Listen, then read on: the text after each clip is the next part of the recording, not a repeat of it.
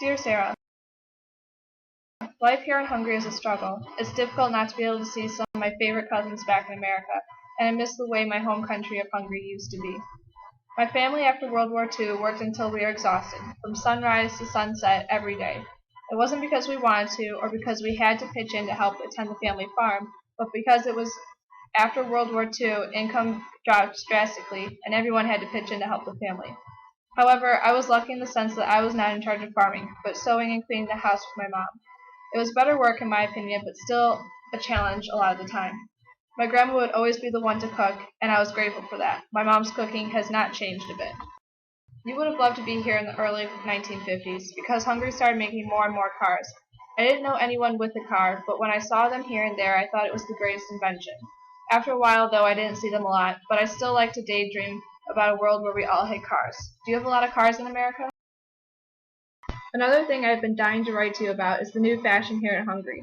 You wouldn't believe all the new trendy clothing I see when I go out into town, and not to mention all the fashion parades. I have a friend that went to one of the fashion parades, and she told me all about it. She said that there are a lot of women dressed in the most unique printed skirts and dresses. She also said that there were large pictures of Rákosi, Lenin, and Stalin looking over the audience. As time went on, I could tell that Stalin had taken more and more power over my country. The elections that were held had some parties that ran against the Communist Party, but eventually the only party left was the Communist Party as the Soviets started to take over. Then the unbelievable happened in 1956. Hungary revolted against the government. Khrushchev sent in troops to crush the revolt, but that just made us all more upset. Khrushchev decided to work with our leader, Nagy, and work towards a ceasefire, but then Khrushchev decided against compromising and completely took over our precious country. Khrushchev even took Nagy out of power.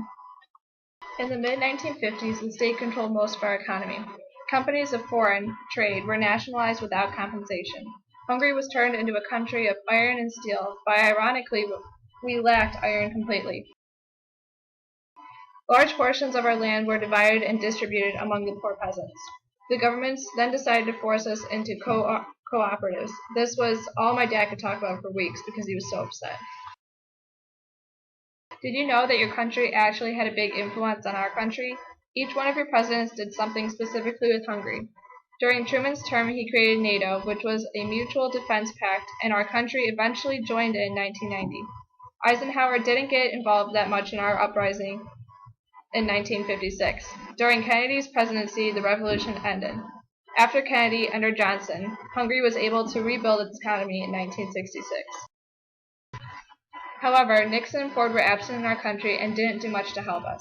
During Carter's presidency on January 6, 1978, the Holy Crown of Hungary was returned to us after being held in the U.S.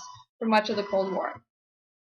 When Reagan was president in 1981 to 1989, his efforts ended communism in my country, and he battled Gorbachev and pulled Hungary out of his influence. In more recent news, George H.W. Bush relieved some of the pressure from a mutual hostility with the Europeans and outlined a pro-U.S. alliance. The past few years have been very difficult for our family. I hope that life in the U.S. hasn't been as hard for you as it has been here for us. My parents keep telling me that things will only get better from here, so we will just have to wait and see. We're sending our thoughts to you, your cousin, Emilee.